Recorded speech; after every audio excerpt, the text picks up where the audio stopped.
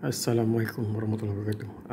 Ini nak review sikit pasal headlamp Nightcore SU 2000. Okay. Headlamp ni ada 3 mode. Mode pertama,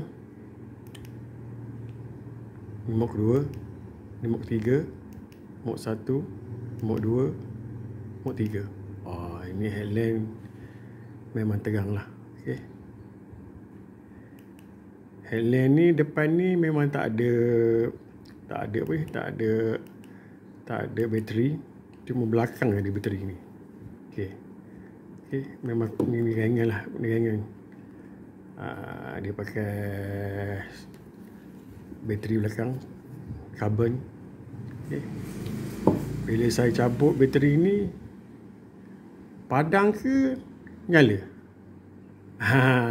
Itu ya. Padang ke nyala? Biasanya kalau cabut bateri memang padang lampu ni. Kalau headlamp Nightcore ni,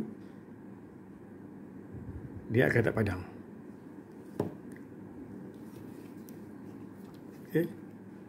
Sabuk dia punya wire dia cabut kan. Okay, dia cabut ni kan. Dia cabut kan. Tapi tetap masih menyala. Tetap masih menyala lagi. Walaupun wire pada soket bateri tu dah cabut, tetap menyala lagi. Depan ni memang tak ada bateri, kosong, ringan. Itulah kelebihan Nightcore headlamp SU 2000. Dia akan bertahan dalam 1 jam ke 2 jam. Kalau bateri belakang habis, dia tetap menyala juga. Tetap menyala.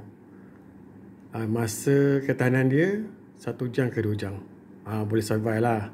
Kalau mana trail runner tu 100 ke 108 km ke dalam hutan, InsyaAllah boleh lagi berfungsi lagi lah. Okay, itulah untuk review untuk hari ni. Okay, nanti kita review alat lain pula. Okay, macam power bank. Okay, terima tu.